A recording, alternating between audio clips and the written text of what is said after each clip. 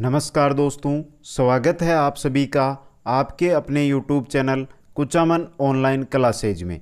दोस्तों, आज के इस वीडियो के अंदर हम बात करेंगे CET के बारे में। क्या है दोस्तों, आपके मन में सवाल आ रहे होंगे कि CET क्या है, CET की वैधता कितनी होगी, CET कौन कौन सी भर्तियां इसके तहत आएगी, CET का पाठ्यक्रम कैसा रहेगा, CET कहाँ कहाँ आयोजित होगी। ये 5 सवाल आपके दिमाग में आ रहे होंगे। तो दोस्तों, इन 5 सवालों को हम एक एक करके विस्तार से देखेंगे। इससे पहले अगर आप चैनल पर पहली बार आए हैं तो चैनल को जरूर सब्सक्राइब कर लें और सब्सक्राइब करने के बाद बेल आइकन दबाएं, जिससे आने वाले हर न्यू वीडियो की आपको जानकारी मिलती रहे। तो दोस्तों, आप अंत तक वीडियो को देखें और CET कॉमन एलिजिबिलिटी टेस्ट है, इसको विस्तार से देखें कि यह है क्या दोस्तों। तो दोस्तों, सरकार ने रेलवे, SSC और बैंक है, इन तीनों विभागों के लिए जो प्रारंभिक परीक्षा होती थी उसके सिस्टम को खत्म कर दिया है। जो पहले हमने देखा था कि चाहे रेलवे हो, चाहे SSC हो, चाहे बैंक हो, इन तीनों की हमें प्रारंभिक परीक्षाएं हैं वो अलग अलग देनी पड़ती थी। लेकिन अब इस सिस्टम को खत्म करके और इन तीनों की जगह एक ही सिस्टम या एक ही जगह इनका एग्जाम होगा दोस्तों, और वो होगा CET कॉमन एलिजिबिलिटी टेस्ट, इसके द्वारा करवाया जाएगा। दोस्तों, ये एक बहुत बड़ा कदम है, बहुत अच्छा कदम है दोस्तों। अब दोस्तों, हम बात करते हैं कि किसी भी व्यक्ति के जीवन में, कोई भी व्यक्ति है उसके जीवन में रोजगार सबसे महत्वपूर्ण होता है, और भारत के करोड़ों युवा इसी सपने के साथ बड़े होते हैं कि एक न एक दिन वो आगे चलकर सरकारी नौकरी कर पाएंगे। तो दोस्तों, इन सभी युवाओं के लिए एक सुनहरा अवसर है कि वो 3 जो भर्तियों के एग्जाम देते थे वो एक के ही माध्यम से अब वो करेंगे। लेकिन आज से सरकारी नौकरी पाने का जो रास्ता है वो पूरी तरह से बदल जाएगा। कैसे दोस्तों? पहले से बहुत आसान तरीका मिलेगा। आज से SSC हो, रेलवे हो और बैंक के लिए आपको अलग अलग एग्जाम नहीं देने होंगे। दोस्तों, यहाँ पर बात की जा रही है, वो की जा रही है प्रारंभिक परीक्षा की। मुख्य परीक्षा और इंटरव्यू की बात नहीं करी जा रही है। जो प्रारंभिक परीक्षा होती है वो अलग अलग नहीं देनी पड़ेगी आपको रेलवे, SSC और बैंक के लिए। अब इन तीनों की जगह आपको एक ही परीक्षा या एक ही एग्जाम देना होगा दोस्तों। और आप सभी को पता होगा कि इससे पहले 3 चरण होते थे।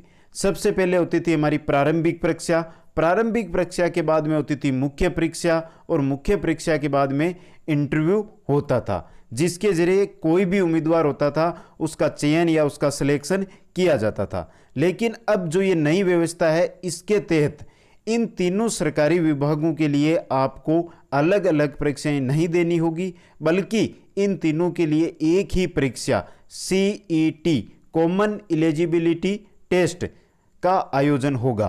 अब एक ही परीक्षा केंद्र और एक ही आवेदन पत्र से आपका काम चल जाएगा दोस्तों। आपको एक ही आवेदन करना रहेगा, जिससे आप SSC, रेलवे और बैंक के लिए CET का एग्जाम दे पाएंगे। दोस्तों, आज केंद्रीय मंत्रिमंडल या कैबिनेट ने CET की जो परीक्षा है उसके लिए एक एजेंसी भी नियुक्त कर दी है। नेशनल रिक्रूटमेंट एजेंसी को मंजूरी दे दी है कैबिनेट ने। नाम याद रखना है, नेशनल रिक्रूटमेंट एजेंसी को कैबिनेट ने आज मंजूरी दे दी है। अब यही एजेंसी है जो इस परीक्षा का आयोजन करेगी। किसका? CET का। देश में अभी 20 भर्तियां एजेंसी है वो करवाती है। 20 एजेंसी है जो भर्तियों का आयोजन करवाती है। लेकिन जो हमारा यहाँ पर बात कर रहे हैं कि जो हमारा SSC है, बैंक है या रेलवे है, इसका जो प्रारंभिक परीक्षा है उसका आयोजन अब कौन करवाएगी? NRA करवाएगी। अब NRA के गठन के बाद वर्ष 2021 मतलब जो, यानी कि आप समझ गए होंगे 2021 मतलब अगले वर्ष से बैंक, रेलवे और SSC की जो मुख्य परीक्षा है उसके लिए चयन के लिए आपको एक ही परीक्षा पास करनी होगी। बाकी विभागों की परीक्षाओं को भी जल्द ही CET के दायरे में लाने की तैयारी की जा रही है। तो दोस्तों केंद्र सरकार या केंद्रीय सरकार के अंदर यही है, अभी एसएससी है, बैंक है, रेलवे है, ये केंद्र सरकार के अधीन है, तो इनको तो सीईटी के तहत कर दिया है। लेकिन राज्यों के अंदर जो एग्जाम होते हैं उनको भी एक ही एग्जाम के थ्रू करवाने की तैयारी की जा रही है। अब दोस्तों इससे फायदा क्या होगा? तो दोस्तों सीईटी की परीक्षा पास करने के बाद उम्मीदवार को यह फैसला कर सकता है कि उसे सबसे पहले बैंक की मुख्य परीक्षा देनी है या रेलवे की मुख्य परीक्षा देनी है या फिर एसएससी की मुख्य परीक्षा देनी है। आप अपने अनुसार अपने उम्मीदवार जो फैसला करेगा उसी हिसाब से आप जो परीक्षा है उसका चयन कर सकते हैं। ये रहेगी आपकी जो सीईटी है वो क्या रहेगी? प्रारंभिक परीक्षा रहेगी। इसके बाद जो हमारा पहले का पैटर्न है मुख्य परीक्षा और इंटरव्यू, वो दोनों होंगे दोस्तों। अब बात करते हैं कि जो सीईटी में हमें अंक मिलेंगे, सीईटी के द्वारा जो हमें प्रमाण पत्र मिलेगा उसकी वैधता कितनी रहेगी? तो दोस्तों सीईटी से जारी होने वाले प्रमाण पत्र है उसकी वैधता आपके 3 साल की रहेगी। अब 3 साल की रहेगी तो इसके अंदर परीक्षा पैटर्न कैसे रहेगा? तो दोस्तों अगर आप पहले साल बैंक की एग्जाम देते हैं, मुख्य परीक्षा बैंक की देते हैं, तो अगले साल आप रेलवे की दे सकते हैं और उससे अगले साल यानी तीसरे साल आप एसएससी की परीक्षा दे सकते हैं। अब बात करते हैं कि साल में आयोजन कब होगा। तो दोस्तों एनआरए ने यह बताया है कि जो सीईटी है इसका साल में 2 बार आयोजन होगा। कितनी बार? साल में 2 बार सीईटी का आयोजन होगा। प्रश्न कैसे पूछे जाएंगे? तो दोस्तों प्रश्न होंगे वो वस्तुनिष्ठ प्रश्न पूछे जाएंगे। अभी दोस्तों जो हमारा पेपर आता था किसी भी भर्ती का वो 2 भाषाओं में आता था, एक हिंदी थी, एक अंग्रेजी थी। लेकिन दोस्तों अब सीईटी के तहत जो पेपर आएगा वो 12 भाषाओं में आएगा। कितनी भाषाओं में? 12 भाषाओं में आएगा। अब दोस्तों बात करते हैं इसके फायदे की। तो दोस्तों आपको एक ही आवेदन करना होगा, एक बार ही आपकी फीस लगेगी, एक बार ही आपकी परीक्षा होगी। बचत किसकी होगी दोस्तों? आपके पैसे की बचत होगी, समय की बचत होगी, भागदौड़ नहीं करनी पड़ेगी ज़्यादा, और अलग अलग परीक्षा देने से जो तनाव पैदा होता था उससे मुक्ति मिलेगी। अब दोस्तों आपके सामने जो क्वेश्चन आ रहा है, पहला क्वेश्चन वो ये है कि कॉमन एलिजिबिलिटी टेस्ट है क्या? तो दोस्तों केंद्र से जुड़ी हुई नौकरियां जैसे कौन सी? बैंक, रेलवे और एसएससी के लिए होने वाली एक प्रारंभिक परीक्षा है। क्या है? एक प्रारंभिक परीक्षा है। दूसरा सवाल आपके सामने यह आ रहा है कि यह परीक्षा कौन कौन दे सकता है? तो दोस्तों बहुत अच्छा सवाल है। यह परीक्षा है वो 10वीं पास, 12वीं पास और स्नातक किए हुए छात्र छात्राएं ये परीक्षा दे सकते हैं सीईटी। लेकिन दोस्तों यहां पर आपके सामने ये क्वेश्चन खड़ा हो गया कि जो परीक्षा का पेपर होगा वो 10वीं पास और स्नातक पास के लिए समान आएगा क्या? इसके अंदर समान नहीं आएगा। 10वीं पास के लिए, 12वीं पास के लिए और स्नातक के लिए अलग अलग पेपर की जो डिमांड रहेगी उसी हिसाब से पेपर आएगा। आगे है तीसरा सवाल आपका कि सीईटी किन विभागों में नौकरी मिल सकती है, यानी सीईटी के तहत हमें किन किन विभागों में नौकरी मिल सकती है।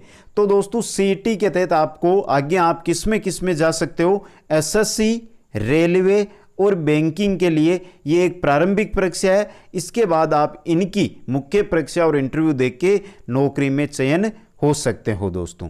अगला क्वेश्चन है, चौथा सवाल आपका हो सकता है कि सीईटी का फायदा क्या है? तो दोस्तों सीईटी का फायदा है कि पहला फायदा रहेगा कि एक तो आप तीन भर्तियों के लिए है ये, एसएससी, बैंकिंग और रेलवे, तो 3 फॉर्म भरते थे प्रारंभिक परीक्षा के लिए। अब आपको एक ही फॉर्म भरना पड़ेगा। एक फॉर्म भरोगे, 3 फॉर्म के पैसे लगते थे, अब एक ही फॉर्म के पैसे लगेंगे।